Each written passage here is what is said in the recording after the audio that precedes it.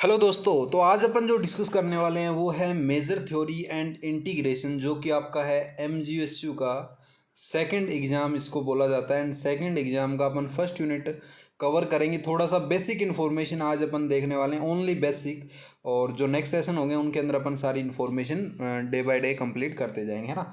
तो अपना जो है आपको मैं बताना चाहूँ, अपना फुल कोर्स आपका स्टार्ट कर दिया गया है। डेली आपका कोर्स है वो अपलोड हो रहा है। तो मैथ्स बाय जयदीप वर्मा अपना एप्लीकेशन है, जिसको आप प्ले स्टोर से जाके डायरेक्ट डाउनलोड कर सकते हो, है ना। और वहाँ से आप डाउनलोड करने के बाद अपना कोर्स आपको दिख जाएगा, जो कि एमजीसी एमएससी का है, सेमेस्टर सेकंड का। और उसके अंदर देखो आपके कोर्स हैं वो चल रहे हैं, ठीक है ना। इस तरीके से जैसे एडवांस लीनियर अलजेब्रा आपका कंप्लीट हो चुका है, मेजर थ्योरी आपका स्टार्ट कर दिया गया है। एंड इसके अंदर आपको हर चीज़ें आपको प्रोवाइड करवाई जा रही है, और बेसिक से बेसिक चीज़ें आपको सिखाते हुए आगे चल रहे हैं, है ना। और कोई प्राइज़ की बात करें तो प्राइज़ आपके सामने 1699 के अंदर आप इसको परचेज कर सकते हो। एंड बात करें इसके अंदर यूनिट वाइज एक एक आपको जो है आपका टॉपिक कवर करवाए जा रहे हैं, और नोट्स आपको प्रोवाइड करवाए जा रहे हैं। आप देख सकते हो किस तरीके से आपको सारे के सारे नोट्स मिल रहे हैं। एंड इसके अलावा आपके जो भी सेशन रहते हैं और उन सेशन की जो रिकॉर्डेड वीडियो है वो आपको यहाँ पे मिल जाती है। तो इस तरीके से आप देख सकते हो भी पूरा आपको यहाँ पे है जो टॉपिक वाइज सब आपको क्लासेज मिल रही हैं। इसके अलावा आपको नोट्स हैं, जो आपको पढ़ाया जा रहा है उसका नोट्स आपको डेली इस एप्लीकेशन के अंदर आपको मिलेगा। तो इस तरीके से आप कोर्स को स्टार्ट कर सकते हो। 1699 के अंदर फर्स्ट आपका एग्ज़ाम कंप्लीट हो चुका है, और आप अगर वीडियो देखोगे तो क्या पता आपका पूरा कोर्स भी कंप्लीट हो जाए उस टाइम तक, है ना। तो अभी की मैं बात करूं तो करंटली अभी सेकंड आपका एग्ज़ाम चल रहा है। तो अपना लास्ट होगा जो एक मंथ का टारगेट रहेगा, एक मंथ के अंदर अंदर अपन सारे के सारे एग्ज़ाम कवर करने वाले हैं, है ना। तो ये थी बेसिक इन्फॉर्मेशन थोड़ी सी एप्लीकेशन के बारे में, जहाँ पे जाके आप फुल जो अपना कोर्स कंप्लीट कर सकते हो। तो चलिए आज अपन डिस्कस करने वाले हैं, अपन कवर कर रहे हैं, ठीक है ना, मेजर थ्योरी एंड इंटीग्रेशन।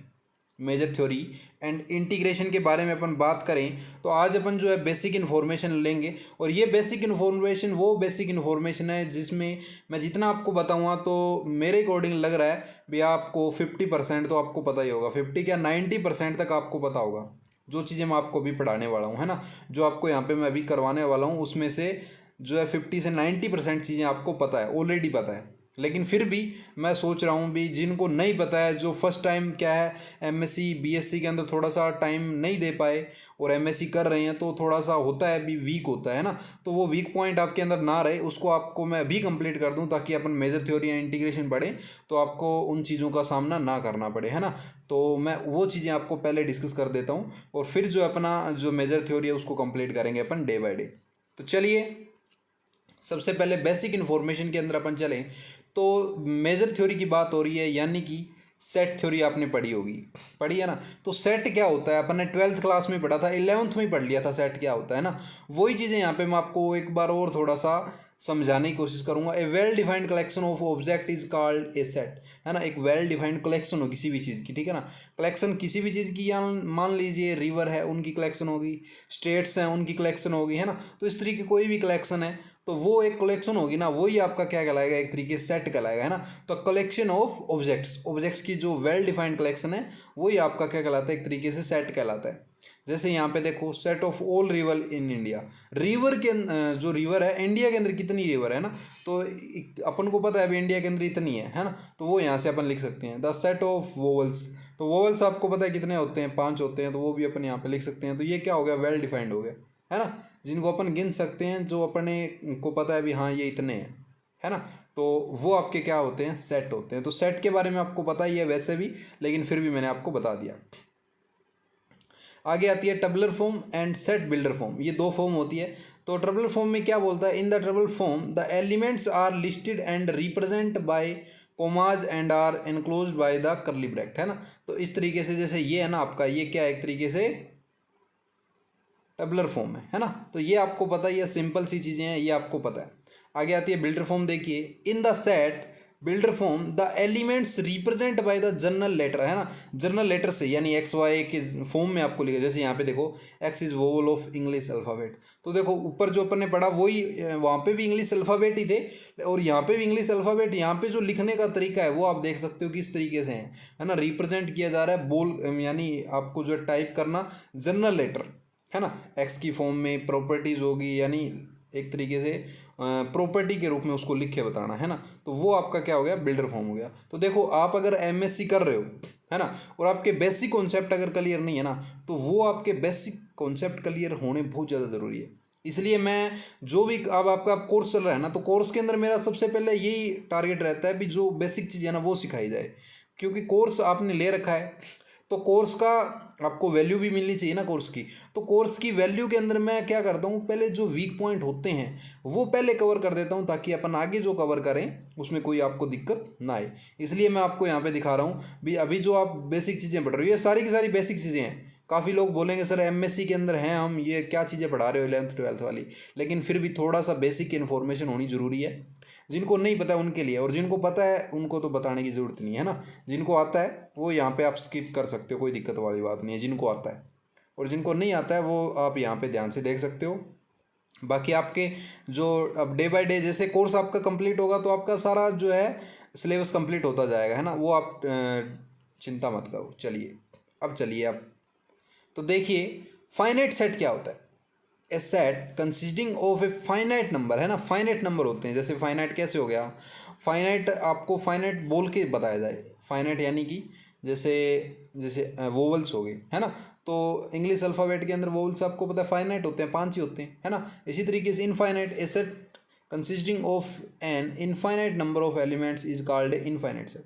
जिसके अंदर इनफाइनाइट नंबर हो, है ना, एक से लेके पता नहीं कहाँ तक जो है गिनती जा रही है ना, काउंटिंग जा रही है, तो अब काउंटिंग कहाँ तक भी हो सकती है ना, तो वो क्या हो गया आप एक तरीके से इनफाइनाइट हो गया, जिसका एंडिंग पॉइंट ना आपको पता हो, जिसका एंडिंग पॉइंट आपको ना पता हो। आगे देखिए आपका क्या आता है, ये आपका कवर हो गया होगा। नल सेट देखिए ए सेट कंसिस्टिंग नो एलिमेंट, जिसके अंदर कोई एलिमेंट ना हो वो आपका नल सेट होता है, उसको आप एम्प्टी सेट भी बोलते हो। तो ये भी आपको पता होगा। फिर भी मैंने आपको पहले ही बोल दिया था यार, मैं बेसिक चीज़ें आपको करवाऊंगा। जिनको आता है वो गुस्सा मत होना, कवर कर लेना। जिनको आता है वो स्किप कर सकते हो वीडियो, मैंने आपको डायरेक्ट ही बोल दिया, है ना। जिनको आता है वो आप इस वीडियो को स्किप कर सकते हो। जो अपना नेक्स्ट सेशन होगा वो अपना सिलेबस के तौर पे चलेगा, ठीक है ना, जो सिलेबस होगा। तो मेरा जो टारगेट रहता है, भी आपने कोर्स ले रखा है तो उसके अंदर आपको मैं एक एक चीज़ बताऊँ, ये मेरा टारगेट रहता है ना। आगे देखिए सिंगलटन सेट क्या होता है। A set containing of a single element, single element होता है ना, उसको अपन सिंगलटन एलिमेंट कहते हैं, है ना। जैसे मान लो सिंगल एक ही एलिमेंट आ रहा है, ठीक है ना। Subset if each element of the set A, if each element of the set A is also an element of the set B, है ना। सेट ए है वो आपका क्या ऑल्सो एलिमेंट है किसका, सेट बी का, then set A is set to be subset of B, है ना। तो इस तरीके से यानी ए है वो बी का सबसेट है, तो इस तरीके से आप इसको लिख सकते हो। तो ये सबसेट की कंडीशन हो गई। आगे देखो प्रॉपर सबसेट क्या होता है। Set A is set to be proper subset of B if each element A is in B, है ना। भी ए के सारे एलिमेंट किसके अंदर आपके आए, बी के अंदर, है ना, और ए नॉट इक्वल टू बी आपका हो, तो दिस इज, इस तरीके से आप इसको क्या कर सकते हो, सिंपली लिख सकते हो। तो ये आपका क्या होता है, ए प्रॉपर सबसेट ऑफ बी, है ना। भी ए के अंदर जितने ही एलिमेंट है ना, मान लीजिए मैं आपको एग्जांपल दे देता हूँ। अब मैं आपको डीपली में समझा रहा हूँ, तो कहीं आप ऐसे मत करना भी सर आप क्या चीज़ें बता रहे हो डीपली में, 12th वाली, है ना। फिर भी मैं बताने की कोशिश करूँगा। क्या बोल रहा है बी एक प्रॉपर सबसेट है, बी ईच एलिमेंट ऑफ ए के सारे एलिमेंट है ना वो क्या है, बी के अंदर है ना।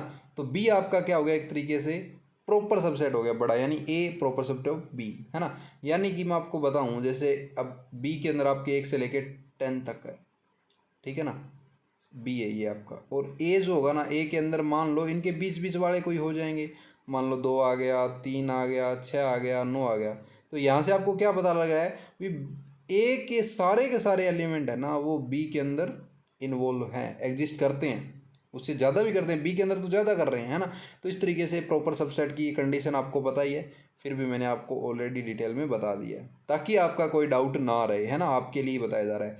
सुपर सेट क्या होता है, A super set B is also express by the B super set A. ये तो आपका क्या हो गया, प्रॉपर सबसेट हो गया। तो A proper set B is also express by the B super set A, यानी बी आपका क्या बड़ा है ना, सुपर सेट यानी जो बड़ा हो, तो बी आपका क्या सुपर सेट है। And read as B is super set of A, B क्या आपका सुपर सेट है किसका, ए का। तो ये भी आपको पता लग गया होगा। तो नॉर्मल सी डेफिनेशन है, ये चीज़ें आपको पता ही है, फिर भी मैं डीपली में समझाता हूँ, आपको पता ही है। आगे देखिए क्या आता है आपका पावर सेट क्या होता है। The set of all subset of A set A is called the power set of A and it's denoted by P A, है ना। The set of all subset of A is called the power set of A is denoted by P A. Set of all subset, जितने सारे के सारे subset हैं वो set ए के अंदर, है ना। तो सेट ए जो आपका होगा ना वो आपका क्या कहलाएगा, पावर सेट कहलाएगा, यानी उसके अंदर सारे के सारे इन्वॉल्व हो रहे हैं, है ना। तो पावर सेट के बारे में आपको पता लग गया होगा। चलिए अब अपन चलते हैं आगे। आगे आता है आपका यूनिवर्सल सेट क्या होता है। A set is said to be universal set if all the set under construction are the subset of this set it is denoted by U. यानी यूनिवर्सल यानी कि आपका यू यूनिवर्सल होगा ना वो सबसे बड़ा होगा, 1 से लेकर 10 तक इसके अंदर एलिमेंट है। कोई ए आपने ले लिया उसके अंदर 1 और 3 हो गया, ठीक है ना।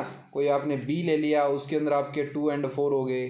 इसका मीनिंग क्या है, बी के अंदर जो एलिमेंट है, ए के अंदर जो एलिमेंट है वो यू के अंदर भी है ना। यू सबसे बड़ा सेट आपका, समझ में आ रही है आपको, यूनिवर्सल सेट इसको बोला जाता है ना। भी सारे के सारे एलिमेंट है ना एग्जिस्ट कर रहे हैं यू के अंदर, चाहे वो ए के अंदर हो, बी के अंदर हो, सी के अंदर हो, डी के अंदर हो, किसी के अंदर भी हो, तो वो सारे के सारे एग्जिस्ट करेंगे यूनिवर्सल सेट के अंदर। तो यूनिवर्स एक तरीके से यूनिवर्स मान लो, यूनिवर्स यानी ब्रह्मांड। ब्रह्मांड के अंदर सारे के सारे क्या आपके जो है कंट्री है ना। तो कंट्री है ना, सारे के सारे यूनिवर्सल है ना, एक तरीके से यूनिवर्स के अंदर सारे के सारे एग्जिस्ट करते हैं। इसी तरीके से ये भी आपका यूनिवर्सल सेट है। ओके दोस्तों, आगे देखिए आता है आपका इक्विवेलेंस रिलेशन। ये भी आपको पता होगी, आपने बीएससी में इसको पढ़ा है, लास्ट ईयर आपने सेमेस्टर फर्स्ट कवर किया है, तो उसके अंदर भी इक्विवेलेंस रिलेशन आपने पढ़ रखी है। और ये 11th 12th से अपन पढ़ते आ रहे हैं, लेकिन फिर भी मैं आपको डिटेल में बताऊंगा। Relation R on a set A is said to be a equivalence relation if and only if R is reflexive. Reflexive का क्या मीनिंग हुआ, भी जो ए का रिलेशन है ना वो ए के साथ होगा, ए का रिलेशन ए के साथ होगा तो वो आपका रिफ्लेक्सिव कहलाएगा, है ना। तो ए का रिलेशन ए के साथ होगा तो ये आपका क्या कहलाता है, रिफ्लेक्सिव कहलाता है। सिमेट्री की क्या कंडीशन होती है, अगर ए का रिलेशन बी के साथ है तो बी का रिलेशन ए के साथ भी होगा, है ना, अपोजिट होगा। तो ये भी आपको पता होना चाहिए, सिमेट्री की कंडीशन ये होती है।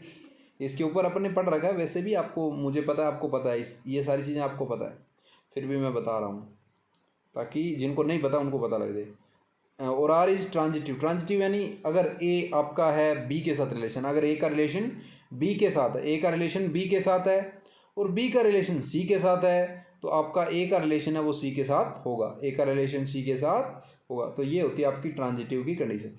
तो आपको इक्विवेलेंस रिलेशन के बारे में वैसे पता है, लेकिन मैंने आपको बता दिया। आगे देखिए क्या आता है, sequence. A function is said to be a sequence if its domain is the set n of the natural numbers. This is mapping n से a के ऊपर is called sequence, है ना।